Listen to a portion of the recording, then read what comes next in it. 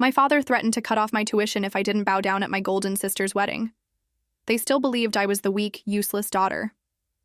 What they didn't know is that I graduated at the top of my class, built a six-figure career, and came back ready to turn their perfect day into a total nightmare.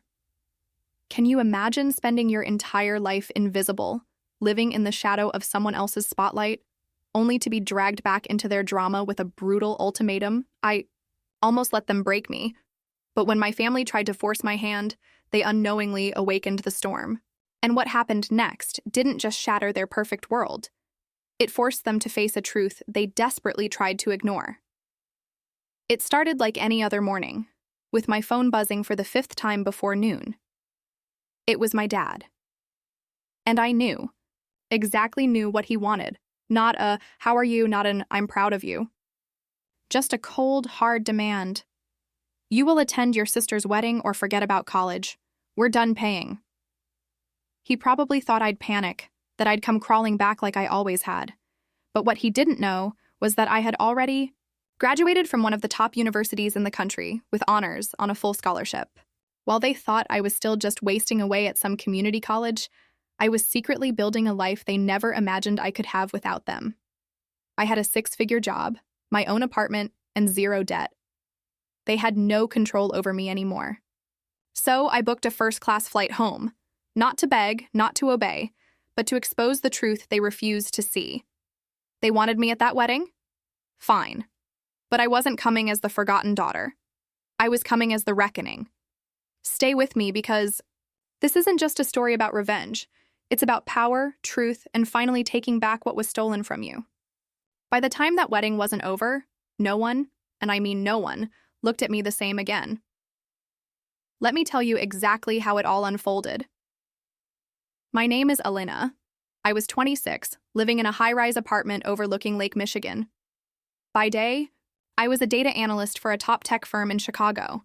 By night, I studied code, saved religiously, and savored the quiet reward of a life I'd built on my own terms. No one in my family knew how far I'd come. Not because I kept it secret out of shame, but because they simply never asked. After years of being overlooked, forgotten, and dismissed, I'd stopped offering information they didn't want. I was sipping coffee at my glass desk when my father's name lit up my phone for the 5th time. I didn't move, didn't even flinch. The screen buzzed twice, then went still. An email followed, subject line, "Your sister needs you. Last chance." I didn't need to read the body. I'd grown up decoding his tone long before I could read words on a page. But I read it anyway. Lily's wedding is the most important event of her life. Be there or forget about any future support. No greeting, no inquiry into my well-being, no acknowledgement that the last time we'd spoken I was 19, standing at a bus terminal with 2 suitcases and a backpack. Just the same cold, commanding final tone that had echoed through my entire childhood. Then came the voicemail.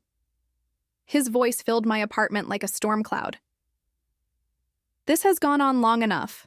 Elena, your sister's wedding is in 2 weeks. The festivities start this weekend. If you can't put aside whatever bitterness you're holding, don't expect another dime from this family. Your mother is beside herself with worry. Call me." Bitterness. That's what they called it. Not distance, not survival, not self-preservation. Bitterness. The truth was simpler. I had left their home 7 years ago and hadn't looked back. I hadn't run away in anger, though there was anger, but in quiet, firm resolve. Even at 17, I knew if I stayed, I would slowly disappear. One overlooked test score at a time, one ignored trophy, one forgotten birthday. To them, I had always been the other daughter, the one who followed the rules, cleaned up after herself, and got straight A's without being asked. While Lily, beautiful, dramatic, adored Lily, had basked in every spotlight, even the ones she didn't earn.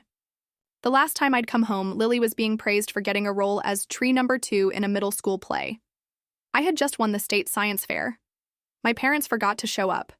It wasn't personal, I told myself. It was just the way things were. So I had stopped expecting anything. I found scholarships, worked nights tutoring math, forged an acceptance letter to a local community college while quietly accepting admission to Columbia. I mapped out my independence like a military operation. And now, years later, I had everything I needed: an apartment, a career, savings, peace. And then this. The message, the voicemail, the veiled threat. Be there or forget about any future support. They still thought I needed them. Still believed they held power. Still imagined I was the scared girl they had cornered into staying close to home.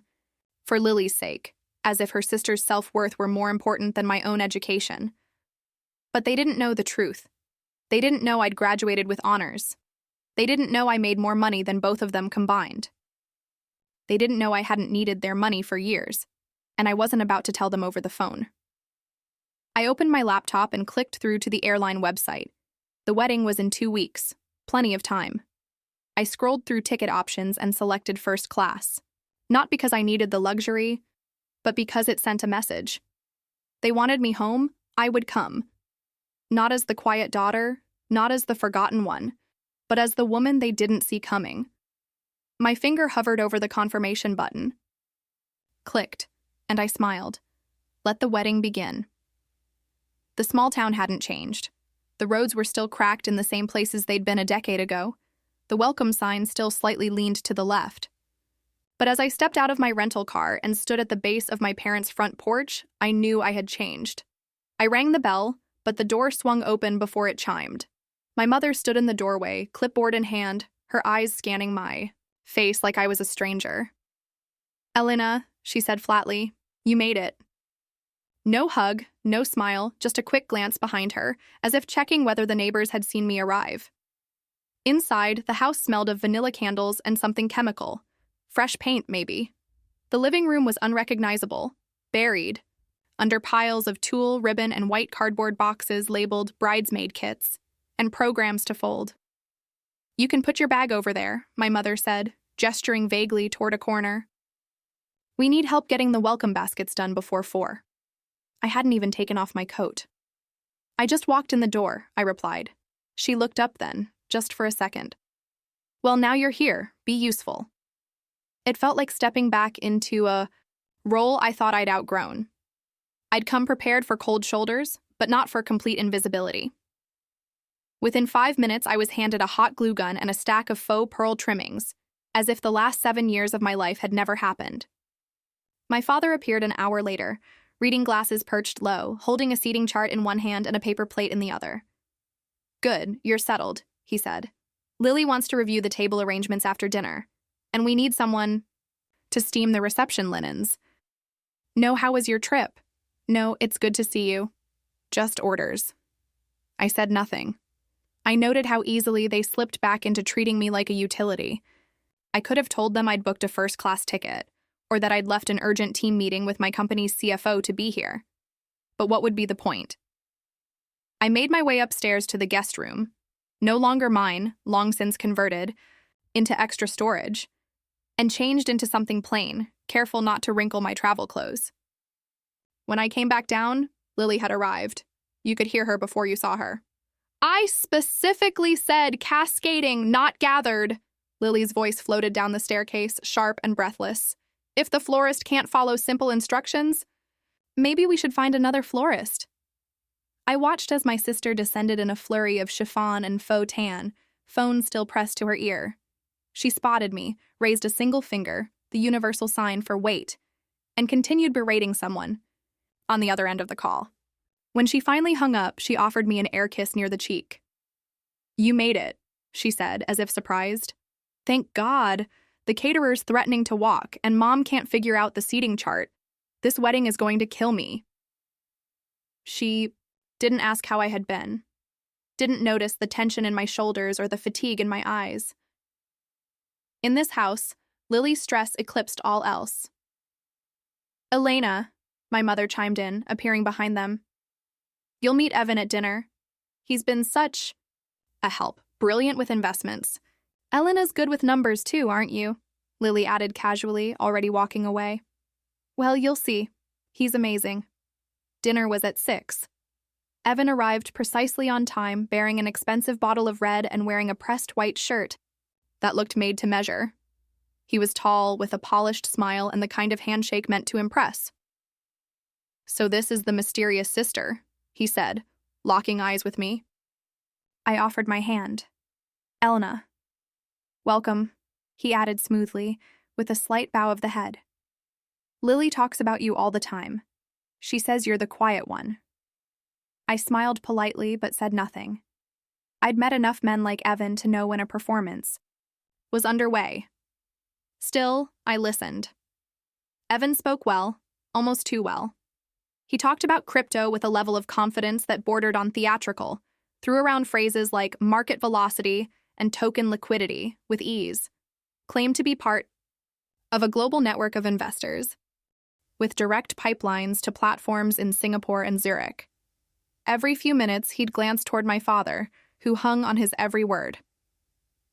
"He's already helping your dad look at some real estate restructuring," my mother chimed in over the salad course. "Just brilliant." I asked a question, something technical about blockchain protocols. Evan answered, but it was a bit too vague, a little too rehearsed. I leaned back in my chair and watched him talk. Charming, confident, slick. Too slick. Lily beamed the entire time. She laughed when Evan made a joke about people still using banks, leaned into his shoulder like a teenage girl with a crush, and recounted how he'd helped Daddy understand crypto in a single afternoon. The room pulsed with shared admiration. I was, once again, the quiet observer, the invisible thread in the fabric of my own family. But this time, something had shifted. I was no longer a girl, desperate to be noticed. I was a woman watching a puzzle I didn't yet fully understand, but I could already see the edges starting to come apart. Dinner was served in the formal dining room, a space rarely used except for holidays, or, in this case, occasions that demanded appearances. My mother had arranged the table with polished silverware, linen napkins folded like swans, and wine glasses that caught the chandeliers, light just so. It was clear this meal wasn't just about food, it was a stage. Evan took his seat at the head of the table, across from my father, with Lily nestled proudly beside him. I was seated at the far end, opposite my mother. The seating arrangement wasn't accidental. It never was in this house. The opening courses were quiet, save for Lily's usual commentary about table runners and how the photographer was in love with her vision. But by the time the main course arrived, Evan had found his rhythm. It didn't take much prompting. "So, Charles and I have been going over a few investment strategies," he began, cutting into his fillet with a practiced hand. "With rates the way they are, and volatility in the public markets, there's incredible upside in decentralized assets if you know where to look." My father nodded solemnly, as if he'd been studying finance his entire life. "He's really opened my eyes. I never realized how old-fashioned traditional banks are." Evan smiled, pleased. "Most people don't. But in Singapore, Zurich, even Dubai, we're seeing accelerated models that make the US look prehistoric. The institutions overseas are already shifting their portfolios. I'm working closely with a group that's offering pre-IPO tokens for a blockchain firm with government partnerships in Asia. Very exclusive." Lily, sipping her wine, leaned forward. "Tell them about the yacht," Evan chuckled. "Well, last month, I met with one of our angel investors on his yacht, in the Adriatic. Only way to talk business without distractions." The table gave a polite laugh. I did not. Instead, I picked up my fork, calmly placed it down again, and asked, "Which platform are the tokens being issued on? Ethereum? Solana? Or something proprietary?" Evan blinked. "It's a proprietary setup. We've built it on a hybrid framework that optimizes both transaction speed and security."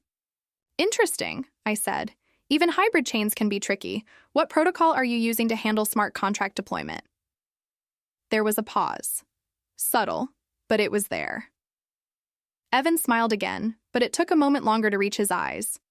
"It's a layered approach," he said, waving vaguely. "We focus more on strategic outcomes than the technical nitty-gritty. The tech people handle that." My mother jumped in quickly, sensing a shift. "What matters is that Evan gets results. He's already helped Charles rethink our entire portfolio." "That's true," my father added. He's got access to opportunities you won't find on the open market. I tilted my head slightly. Do those opportunities come with regulatory oversight? I assume you have SEC documentation for any domestic capital raised. Evan's jaw twitched, almost imperceptibly. These are private placements, Elena, not your average 401k stuff. My father leaned back, setting his fork down harder than necessary. Is there a point to this line of questioning? I looked at him. No point, just curious. Seems to me like you're being combative, he said. Not everyone needs to be interrogated at the dinner table. I wasn't aware asking about financial compliance was combative, I replied. You've always had a way of making people uncomfortable, my mother said with a strained smile. Just let your sister be happy. Evan laughed, light and dismissive. It's fine. I get this a lot. Some people just don't understand what we're building. It's new. Revolutionary ideas always attract skeptics. Lily, visibly irritated, reached for her wine. Why are you doing this?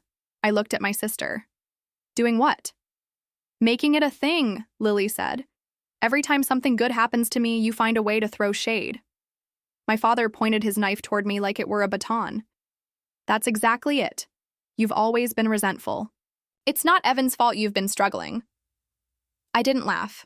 I didn't flinch. I simply picked up my glass, took a small sip, and let the silence settle. They didn't know.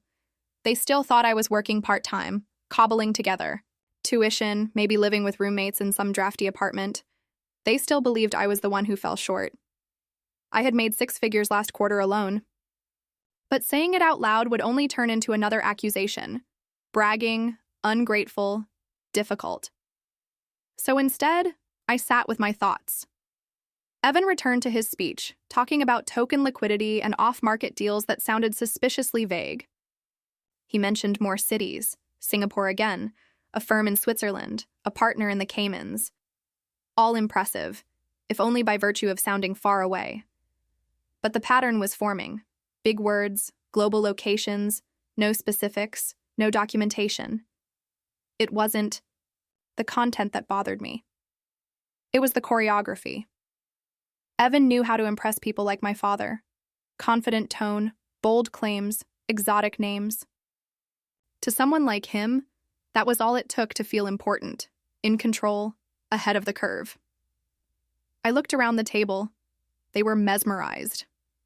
Lily's eyes sparkled. My mother smiled with pride. My father nodded like he'd just discovered a gold mine. Evan was winning the room, and he knew it. And yet, in all his polish and precision, something about him didn't add up. Not yet, not clearly, but I felt it, like the tension before a wire snaps, the quiet note behind the music that doesn't belong. I didn't know what Evan was hiding, but I intended to find out. The next morning, I wandered into my father's study while looking for a pen. I had barely slept, my mind too busy replaying the previous night's dinner. Evan's performance, as slick as it was, hadn't satisfied my curiosity. If anything, it had sharpened it. Charles's study was, as I remembered, lined with shelves of unread books and framed certificates of financial courses he had taken at community college decades ago. On the desk sat an open file folder, neatly stacked papers waiting to be signed. I recognized the header immediately. Home Equity Loan Refinance Agreement. My breath caught. I flipped through the pages carefully, my trained eyes scanning the loan terms. It was recent, dated just 3 weeks prior. The house, the very same one nearly paid off after 25 years, was now tied to a second mortgage, a significant one. I flipped further. There, scribbled in Charles's tidy cursive, was a note in the margin. Per Evan's recommendation, 20% returns projected by Q2. I froze. This wasn't just my father dabbling in an investment. He had staked the house on it. The house my mother once swore would be their legacy, all on Evan's word. I replaced the papers exactly where I found them and exited quietly. Downstairs, the wedding madness had resumed. Flower arrangements, catering calls, place card chaos. It was the perfect distraction. Later that afternoon, as I stepped into the backyard for air, I spotted Aunt Diane beside the rose bushes, pulling weeds with gloved hands. I walked over, partly to escape, partly for clarity. Diane looked up and smiled. Didn't think we'd see you again, kid. I forced a smile. Family duty. Diane stood, brushing dirt from her knees. Lily's wedding is a production. You could say that, I replied. Diane glanced toward the house, then leaned closer. You believe in that fiance of hers? I raised an eyebrow. You don't. I don't know, Diane admitted. He's charming, sure, but something feels off. Last month, a neighbor down in Tampa lost his retirement fund to a guy who talked just like Evan. Crypto this, global that, promised returns that sounded too good to be real. My pulse quickened. Do you remember the name? I asked. Just bits, Diane said. The guy changed his name a couple of times. But one of the aliases was Edward something or Ethan. It wasn't much, but it was enough. That night, back in the guest room, I powered up my laptop. I no longer needed to pretend. Gone was the obedient daughter. What sat before the screen now was a trained analyst with an advanced degree in data science, a career in fraud detection, and a brain built for pattern recognition. I opened my usual suite of tools: public registries, business databases, social media scrapers, and metadata trackers. It was second nature to me now. The same way an artist sees brushstrokes, I saw digital inconsistencies. I started with the name Evan Cross. Nothing, at least nothing predating 2 years ago. I widened the search. Then I found something curious. An archived engagement announcement from 3 years ago in Colorado. Same face, different name. Ethan Lewis. I dug deeper. A LinkedIn profile registered under Edward Lambert. Now deleted, but with remnants cached by the Internet Archive. The profile matched Evan's resume too perfectly. Blockchain advisor, investor network, global finance. 3 aliases, same face, same playbook. And with each identity, I noticed the same pattern. Appearance, charm, investment pitch, then vanishing after a large financial shift. I pulled the public bankruptcy records for each location tied to the previous names. Each showed an uptick in personal losses from community investors within months of Evan's or Ethan's or Edward's appearance. It was no longer a hunch. It was a pattern, a deliberate, polished operation. And now he had my family in his crosshairs. I sat back, heart pounding, but my face calm. I wasn't angry. Not yet. This wasn't personal vengeance. It was statistical. Inevitability. I had seen this before in other cases, just never in my own home. I opened a new file, labeled it Cross-Fraud Risk Report V1. Tomorrow, I would begin building the case. And this time, my family would be forced to listen, whether they wanted to or not. I didn't sleep much that night. My laptop screen had burned. Its glow into my vision long after I shut it. I kept thinking of the faces behind the data. Real people, real losses. And now my sister was standing at the edge of the same trap. The next morning, I made a call. It took 3 transfers and a sympathetic dispatcher in Colorado to help me track down one of the names I had found in my late-night search. Karen Delaney, a woman listed in a police report from 3 years ago, tied to a financial disappearance, eerily similar to what I now suspected. Karen's voice was cautious on the phone. Who are you again? My name is Elena Hart, I said. You don't know me, but I think the man who nearly ruined your life is about to do the same to my sister. There was a long pause. Then where can we meet? We sat across from each other at a small table in a quiet cafe just outside of town. Karen looked older than her years, eyes guarded, posture stiff. Her hands trembled slightly as she stirred. Her coffee. I didn't speak first. I let Karen take the time she needed. After several minutes, Karen finally opened her purse and slid over a worn folder. Inside were photographs, bank statements, email printouts, even a faded engagement invitation, with the name Edward Lawson printed in gold lettering. I blinked. The face on the photo smiled back at me. Sleek suit, carefully styled hair, arm wrapped around Karen's waist. It was unmistakably Evan. Different name, different city, same man. We met at a tech conference in Denver, Karen began, her voice low but steady. He said he was building a new crypto platform, something revolutionary. I didn't understand all of it, but he made it sound real. He made me feel like I was part of something big. She looked away for a moment, as if ashamed of the memory. He proposed 6 months later. My family was thrilled. He was charming, helpful, everyone loved him. He convinced my parents to co-sign a loan for our new place. I wired him $60,000 for a pre-investment opportunity he said had to be made fast. 3 days before the wedding, he vanished. Karen lifted her sleeve slightly, revealing a delicate tattoo near her wrist. A date. I got this to remind myself never to ignore red flags again. I felt a knot forming in my chest. Did the police find him? They tried, Karen said bitterly. But the money was routed through offshore accounts. No contract, no direct trail. It was ruled a civil matter. Just like that, he was gone, and I was left with debt, shame, and a mother who still asks what I did wrong. My hands tightened around my coffee cup. I thought I was alone, Karen added quietly. Until you called. You're not, I replied. He's using a new name now, Evan Cross. He's engaged to my sister Lily. The wedding is in 5 days. Karen inhaled sharply. 5 days, that's when he disappears. I nodded. He's already convinced my father to refinance the house. My mother's retirement fund is in. I need proof, real proof. Karen reached into the folder again and pulled out a USB stick. I saved everything, even after the police said it wasn't enough. Emails, voicemails, texts, and there are 2 more women I've spoken to over the years. Same pattern, different names. I took the drive, my jaw set. Thank you. This changes everything. Karen leaned forward, her voice more forceful now.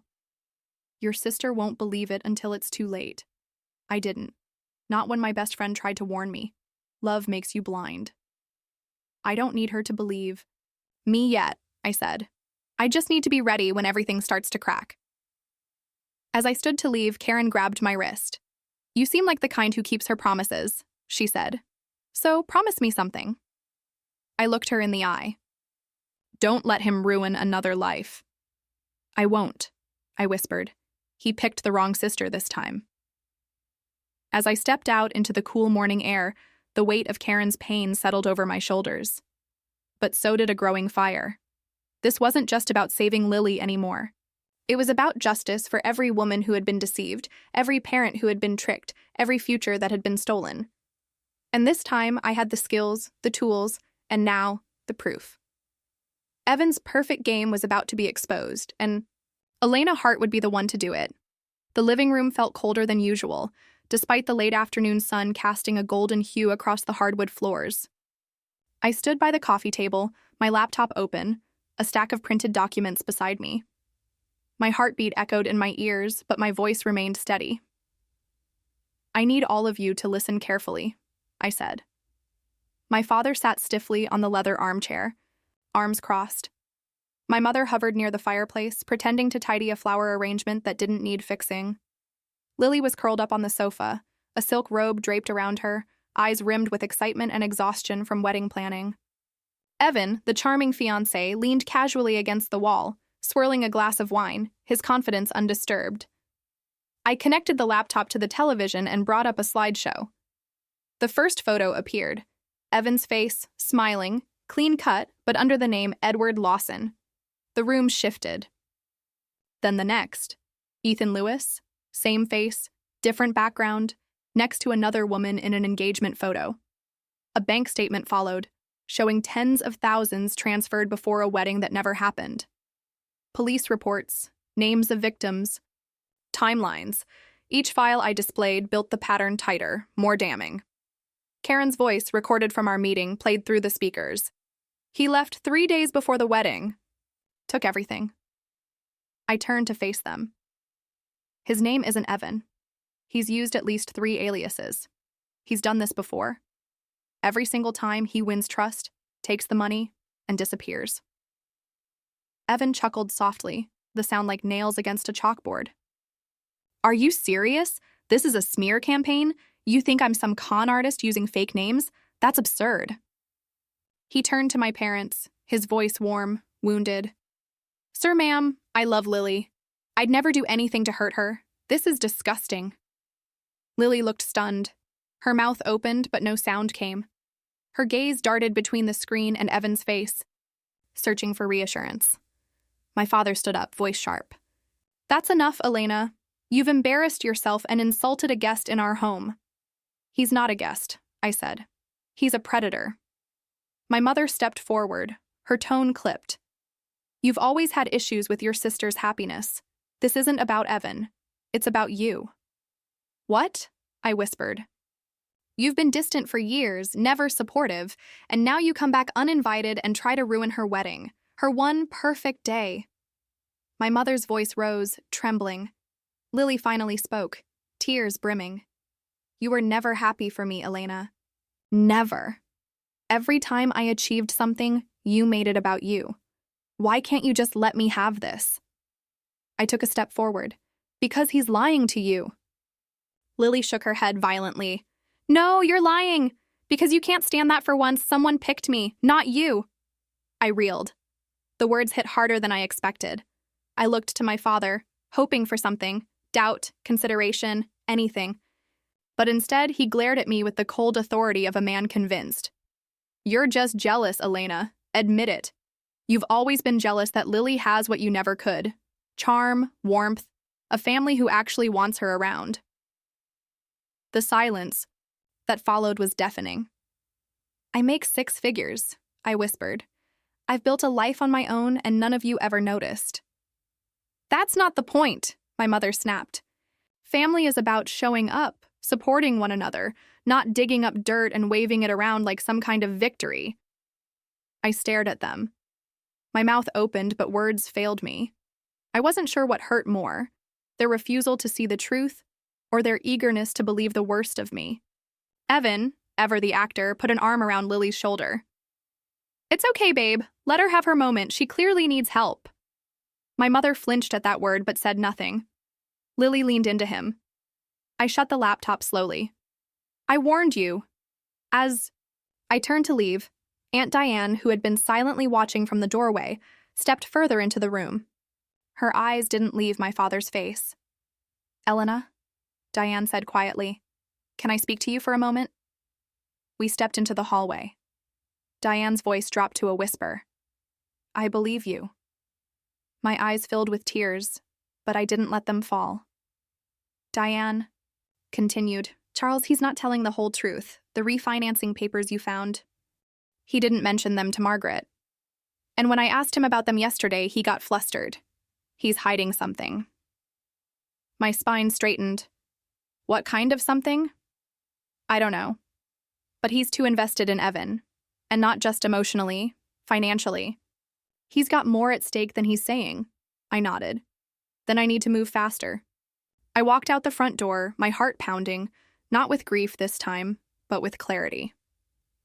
My family had chosen comfort over truth again. But this time, the truth had teeth, and I wasn't done yet. The front door slammed shut behind me with a force that echoed down the darkened street. The click of the lock that followed felt louder than anything my father had ever said. I stood motionless on the porch, stunned, the warm evening air unable to fight off the cold that had settled in my chest. It had happened so fast. My father's face, red with fury, had twisted as he jabbed a finger toward the door. Get out! I don't care where you go, but you will not stay in this house another minute. My mother had gasped, but said nothing. Lily buried her face in Evan's chest, shaking with tears, not over what had been revealed, but over the disruption I had caused. Not one of them had asked if the documents were real. Not one had stopped to consider that I might be telling the truth. The choice had already been made. Now I stood with my suitcase beside me, the porch light casting long shadows. I hadn't planned to reveal the truth this way, but I wasn't going to leave like some disgraced child slinking into the night. I turned around, stepped back to the doorway, and knocked once, hard. My father flung open the door. What more could you possibly want? To say what should have been said years ago, I replied, my voice calm but full of steel. My mother appeared behind him, looking torn but silent. Lily refused to look at me. You think I came here out of jealousy? I said, my gaze locking with my father's. You think I spent nights digging into Evan's past because I couldn't stand seeing Lily in a white dress? No. I came here because, unlike you, I pay attention to what matters. I opened my purse and pulled out my company ID badge, holding it up so they could see. I didn't go to community college. I went to Columbia, full scholarship, graduated top of my class in data analytics. I reached into my bag again and held up a letter with the company letterhead, my most recent promotion to senior data strategist. I've been working at one of the most respected tech firms in Chicago since I was 21. I pay my own rent, my own health insurance, and yes, my own student loans, because you cut me off when I didn't follow the plan you set for me. My father's mouth opened, but no sound came. I've been independent since I was 18, I continued, my voice unwavering. Everything I have, I earned. While you were too busy giving Lily applause for showing up, I was out there building a life you never bothered to ask about. I took a step forward. My father instinctively stepped back. I didn't come here to destroy anything. I came here to protect what little is left. I tried. I tried to warn you before it was too late. You're still leaving, my father growled, though with less conviction than before. I know, I said. I looked once more at my mother. Her lips quivered, but she said nothing. Then at Lily, who still clung to Evan like he was her last chance at happiness. Evan's face remained unreadable, but his eyes were calculating already, preparing for the next move. I drew in a breath. I'm not running away, Dad, I said softly but firmly. I'm walking away with the truth, and you'll remember that when everything falls apart. I turned and walked back down the steps, my heels striking the concrete like punctuation marks. Each step was a beat of finality. I didn't look back, not once. The night air felt different this time, sharper, cleaner. I pulled my coat tighter, not against the cold, but against the weight I'd finally shed. The invisible daughter was no longer invisible. Inside that house, they would continue spinning illusions for a little while longer, but truth, I knew, had a way of showing up. Loud, brutal, and undeniable. And when it did, they'd remember the moment I stood at that door, told them who I truly was, and left without asking for anything in return. 3 days before the wedding, Evan disappeared. At first, my mother assumed he had gone to finalize, a surprise for the reception. My father brushed it off, claiming Evan had mentioned a business meeting. Even Lily tried to excuse it, saying he might be giving her space before the big day. But as the hours ticked by, unanswered calls piled up, and Evan's voicemail changed to an automated service, the illusion began to crack. By the next morning, his phone was off. His hotel suite, booked under a different name, was empty. The front desk confirmed he'd checked out before dawn and had left no forwarding address. Then came the banking alerts. My father stared at the screen in disbelief.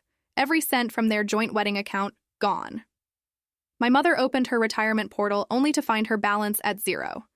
The mortgage account, refinanced just a few weeks prior, now showed a massive balance due with no sign of repayment. Lily stood frozen in the kitchen as my father tore open envelope after envelope.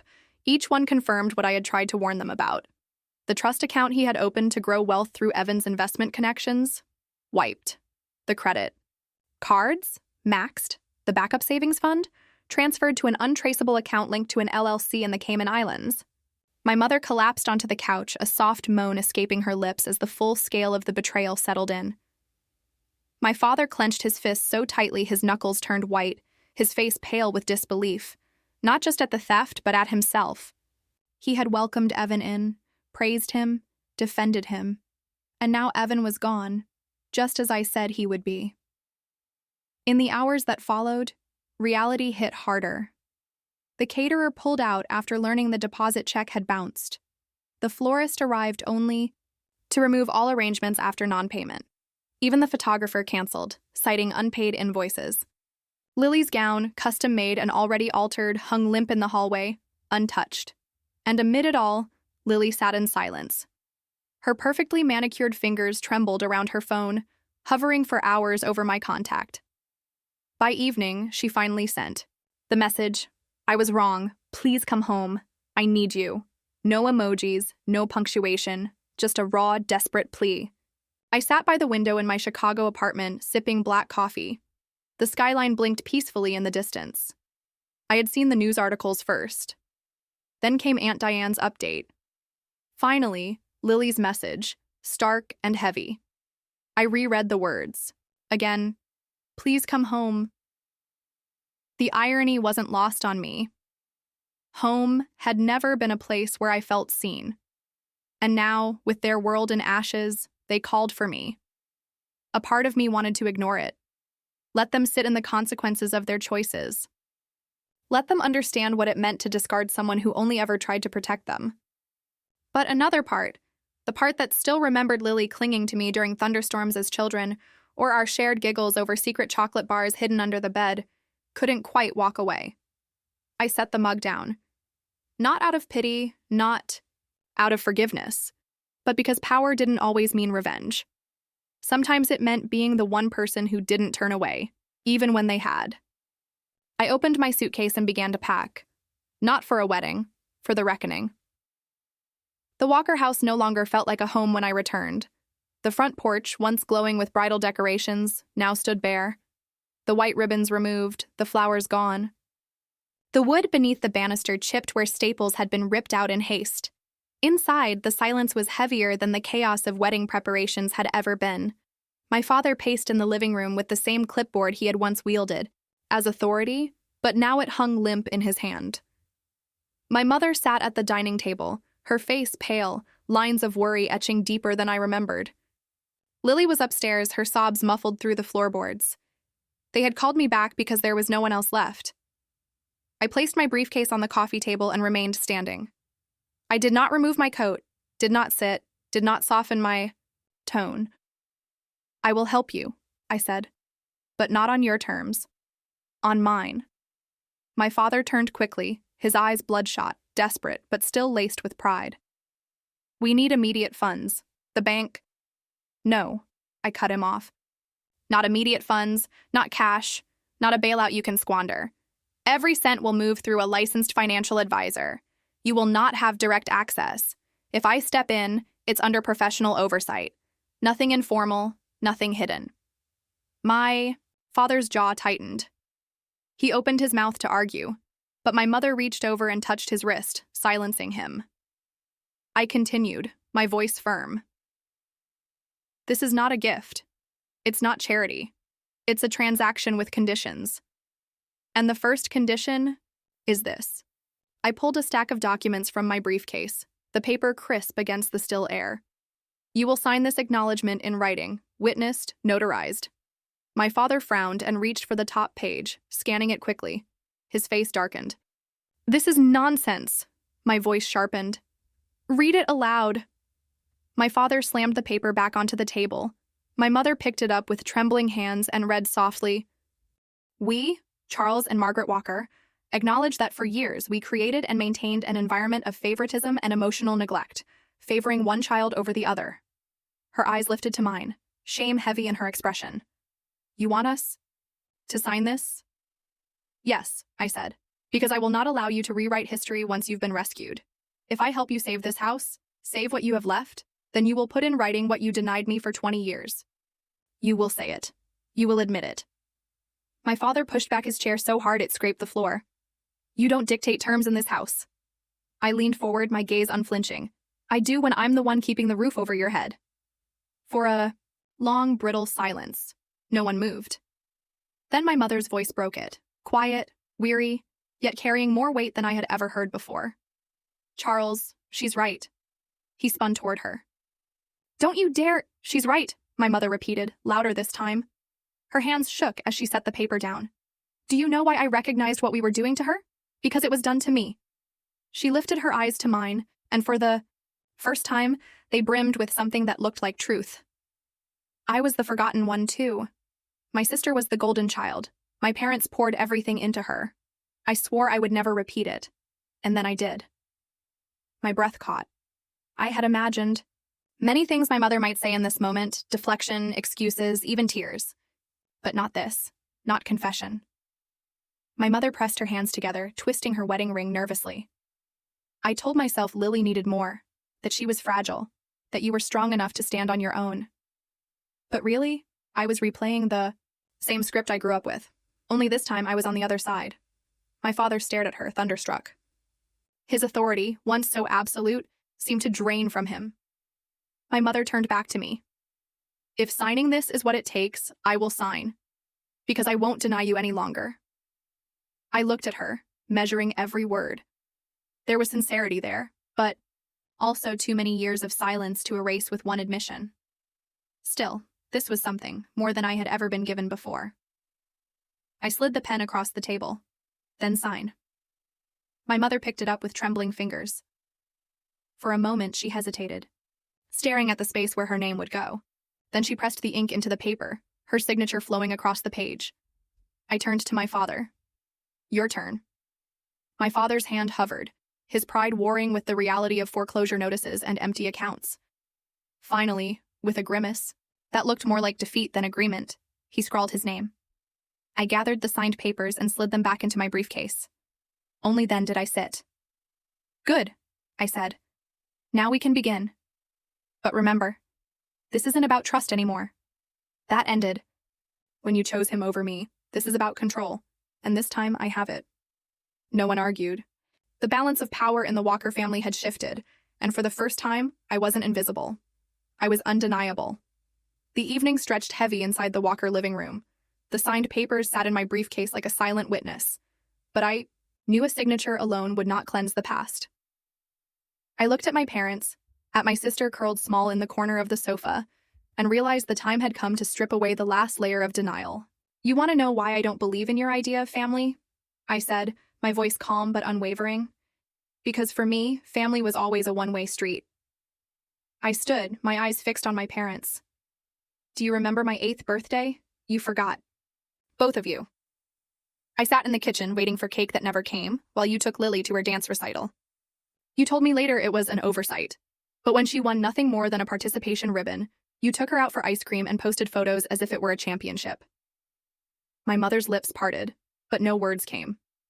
9th grade. I continued. The science fair. I won first place for analyzing water quality in the county. I stood there holding a ribbon while Principal Davis asked why my parents hadn't shown up. You were at Lily's soccer game. She scored 1 goal. You told that story for weeks. My mother's hands gripped the edge of her chair, knuckles white. My father avoided my eyes. High school graduation, I said, my voice tightening. You left. The ceremony early. Not because of traffic, not because of work. Because Lily had a date to prom, and you didn't want her to miss the hair appointment. I walked across that stage and looked up to find the seats where you should have been. Empty. The words landed like stones in water, rippling through the silence. No one moved. My voice softened, but the edge of pain remained. Every milestone that mattered to me you erased. Every moment I thought you might notice, you chose her instead. And I let it happen. I told myself I didn't need your approval. But I did. I just stopped admitting it when it hurt too much to hope. I turned to Lily. Her eyes were glassy, rimmed with mascara smudges. And you, I said. You knew Evan wasn't right, didn't you? Lily flinched. For a moment, she looked like she might deny it. But something in my stare held her there, pinned. Finally, she whispered, I saw things. I knew something was off. What things? I pressed. Lily swallowed hard. He was secretive about his phone. He changed his story sometimes about where he'd been. He promised money from investments that never showed up in our accounts. I thought maybe I was imagining it. No, I said. You thought maybe I was right. And that was unbearable, because if I was right, then you weren't the chosen one anymore. So, you ignored the truth. Tears spilled down Lily's cheeks. I wanted one thing, just one thing, where I finally had more than you. And if it meant pretending, if it meant looking away, I did. The confession hung in the air like smoke. No one reached to comfort her. No one spoke. My father leaned back, his face pale, his authority drained. My mother pressed her hands to her face, her shoulders shaking. The weight of my words, Lily's admission, the collapse of everything they had built on favoritism and illusion. It all pressed down on the room until even the walls seemed to groan with it. I stood tall in the center of it, no longer invisible, no longer silenced. I had laid bare the truth, and for once there was no quick rebuttal, no dismissive laugh, no easy defense. The house was quiet except for Lily's sobs and the steady tick of the grandfather clock in the corner. For the first time in years, there was no argument left, No excuse to cling to, just silence. Heavy, final. The last wall had fallen, and nothing stood between them and the truth anymore. The days after Lily's confession were strangely quiet. The house no longer hummed with denial, but with the hollow echo of people forced to sit with what they had ignored for too long. I thought perhaps that was the end of it. Evan had vanished, his pattern exposed, his grip broken. But predators rarely leave quietly. A week later, I received a letter, delivered by courier, heavy cream paper, bold serif font, legal letterhead. It was addressed not to my family, but directly to me. The message was short, precise, and dripping with arrogance. Cease and desist. It accused me of defamation, libel, and intentional interference with contractual relations.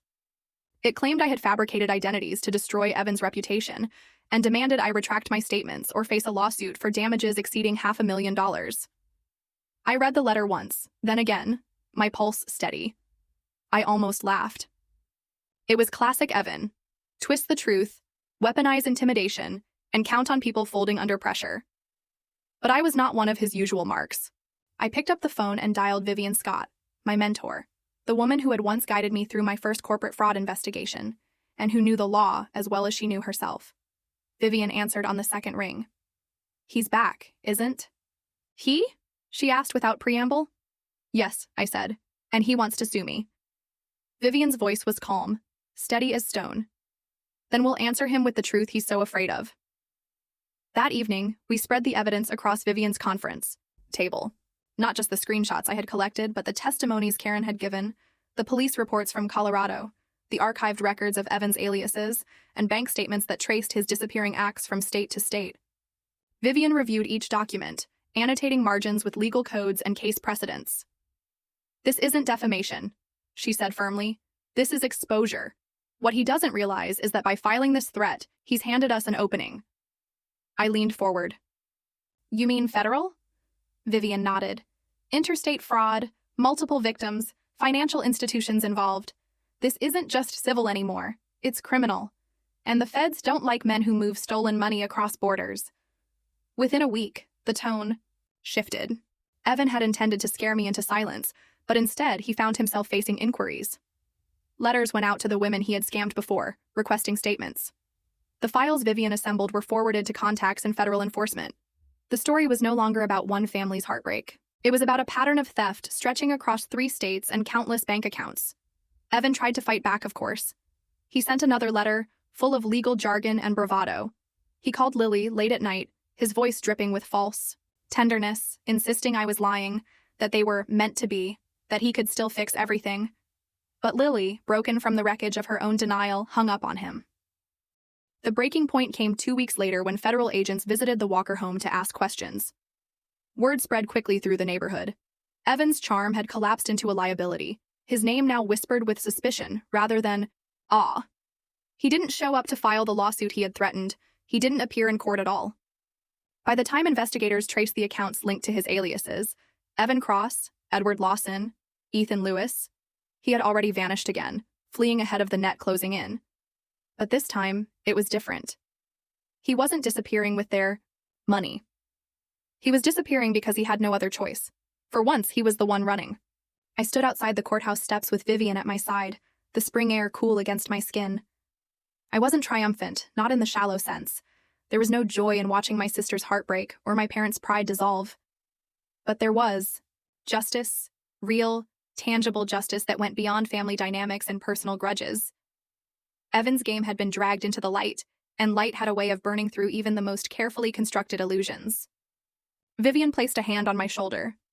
You did it, she said. I shook my head. We did it. All of us who refused to stay quiet. I thought of Karen, of the other women who had been too ashamed to speak, of Lily, who had ignored the truth until it crushed her, of myself, the invisible daughter who had finally forced everyone to see. Evan was gone. This time, not as the victor, but as a fugitive. And I knew deep down that was the true end of his story. The City Hall auditorium was filled with warm light and the hum of anticipation. I stood at the edge of the stage, a plaque, heavy in my hands, my name etched in bold lettering, Community Leadership Award. The applause that washed over me felt different than any recognition I had ever received. It was not forced or obligatory. It was genuine. A chorus of people who saw me for who I was, not for the role I had been forced to play in my family's drama. I smiled as the cameras flashed. But more than that, I felt steady, grounded in the life I had built on my own terms. In my acceptance speech, I spoke not of betrayal or revenge, but of visibility. I told the crowd about the countless children who had grown up overlooked, their achievements muted by louder voices, their dreams dismissed as inconvenient. Worth, I said, does not come from those who fail to see us. It grows from within. But sometimes, all it takes is one person to say, "I see you," and a life changes forever. The audience rose to their feet, the sound of their clapping echoing in my chest like a promise kept. That night, at a smaller gathering with colleagues and friends, I announced the launch of the Visibility Grant, a scholarship for academically gifted students whose accomplishments had gone unnoticed. It would pay for their tuition, housing, and books. It would ensure no one else had to build a secret life in the shadows just to survive. The words tasted right as I spoke them, not just a plan, but a legacy. After the crowd thinned, Aunt Diane approached, her eyes shining with quiet pride. She waited until we were alone before speaking. "You know, Elena," she said softly, "you weren't as alone as you thought." I tilted my head, curious. Diane continued, "That first year at Columbia, the scholarship didn't cover everything. You must have wondered how you managed to scrape by. It was me. I sent the money. Anonymous. I wanted you to have a chance I never had." For a moment, I couldn't speak. My throat tightened. My vision blurred. Diane placed a hand over mine. "I couldn't watch you be buried the way I once was. I saw myself in you, and I wanted to give you the start I never got." I squeezed her aunt's hand, gratitude radiating from my chest. I thought of all the nights I had stayed up in my dorm room, calculating every dollar, believing I was utterly on my own. To know now that someone had quietly been in my corner, it changed the shape of my memories, softened the edges. "Thank you," I whispered, and Diane only smiled as if she had been waiting years to hear it. Later, back at my home office, I sat with my laptop open, drafting the first announcement for the scholarship fund. The glow of the screen lit my face as I worked, every keystroke a small act of defiance against the silence that had once smothered me. I paused when a new email notification appeared. The subject line read simply, "From Lily." My chest tightened as I clicked it open. The message was short. "I know I don't deserve your forgiveness. I know I can't undo what I did, but I wanted you to know I had a daughter. She's healthy. She's beautiful. And I thought maybe you'd want to meet your niece. Do you?" I leaned back, staring at the words. For years, my sister had been both rival and wound. Now here was a bridge extended, fragile and trembling. I didn't know if I would cross it, but I knew the choice, at last, was mine. I rose and moved to the window. Outside, the city stretched in a sprawl of lights, vast and alive. My reflection looked back at me. Not the invisible daughter, not the neglected child, but a woman who had reclaimed her own worth. The glass was cool against my fingertips as I whispered to myself, steady and certain, "I chose freedom, and I do not regret it." So that was my story. The invisible daughter who was forced to her sister's wedding under threat, only to return stronger than ever, expose the fraud, and reclaim her worth. I walked away with the truth while my family was left to face the consequences of ignoring me all those years. Some might say I was too cold. Others might say I finally gave them exactly what they deserved. But in the end, I chose freedom, and I chose it on my own terms. Now, I want to hear from you. If you were in my shoes, would you have done the same? Would you walk away and let them learn the hard way? Or would you stay to repair what was broken? Thanks for watching. Take care.